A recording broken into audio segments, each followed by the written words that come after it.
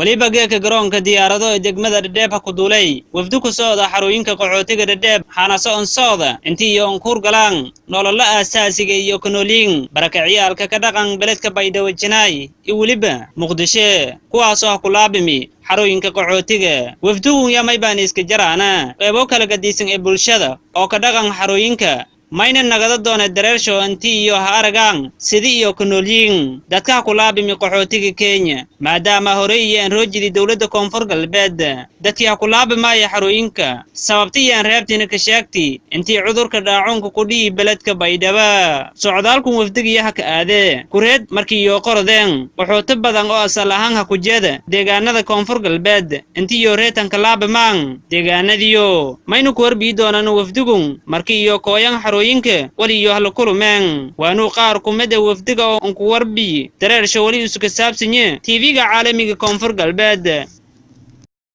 magaalada Meelare Maxamed Eedan jaalida Koonfur Galbeed oo toorog dokumid ah ma ku jeeda Koonfur Galbeed qaas ahaan magaalada Baydhabo arintoona tan socono arin UNHCR iyo iska kaalaniyo ma ogaano fadana dadka galanta lagu qaadi wali hay'ad dollar leh meel la jeeyo xaaladda si ay ogaano fadana tiite kala dadku Baydhabo oo dadka kala laga qabno gaas oo meeliyo ku jeedan la ku reebayo kismaayin tiliji kismaayin guriyal ka dhisahayo oo tan meel dib kala ka muday sida wada samaynayna inay sheegay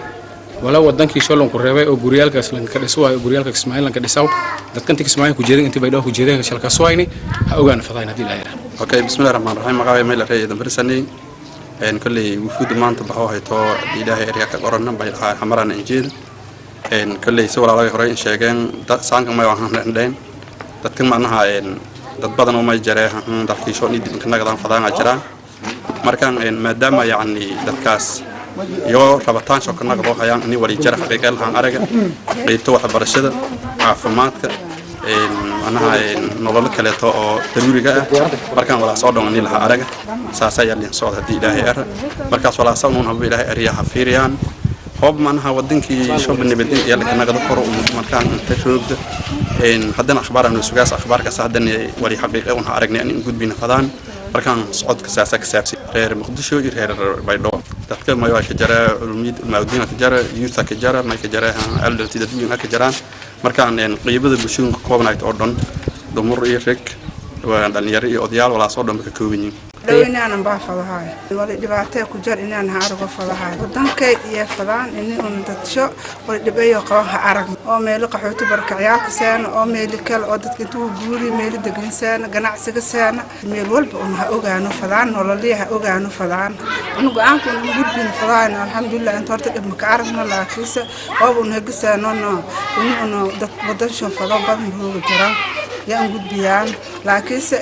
هيك إني يو يعني هن عرقنا إنه بحكرة إنك بسم الله الرحمن الرحيم أنا جو مقالة المرسل محمد عبد الله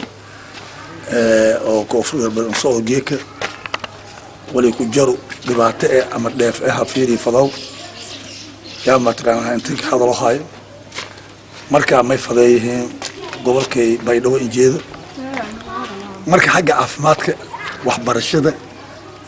بيو يو دتك أنتكم نجدي إذا بركاياش أردن إني هفير الفلان دل كانوا هفير الفلان وحنين دينه ولي كجرنا هأوجانه والله اللي كشجوها ولي كشجوها ما أشينون هنروغنا كعرض حقيقي إن شاء الله دتكم مركانا أنتوا جم متقانا أو قهوتي أنتوا إن شاء الله ولي حقيقة بين هان بايدوان ما يراعي هدي فايل كده تشيل لين فرو هدي هيرنت ولا أنصون دتك دبعتها قبو كفر قلبي أو من جدا نتكي كسمعين بهوا حمرا بهوا ساس درتيه يعني كلفت إنه هذا بيلون بنو مسؤولين تها أرنو عفماتها أرنو وحبر شدها أرنو مركواسك بعد شيء وربهنتي طبعا كشرم ما أمرك إنك هريتي أو وفدنا عن أكله حنبهاو Baydhabo Jinaay si iyo han aragan barakaciyalka kulaab mid Dhadheeb waliba la qorayso doona wafdigu markii iyo kooyan xarooyinka qaxootiga Dhadheeb in la kalaab ma kora waqti xaadir kala roog meeliyo socdaalka kamareen Idris Maxamed Hassan Idris Afiya telefishinka caalamiga Koonfur Galbeed degmada Dhadheeb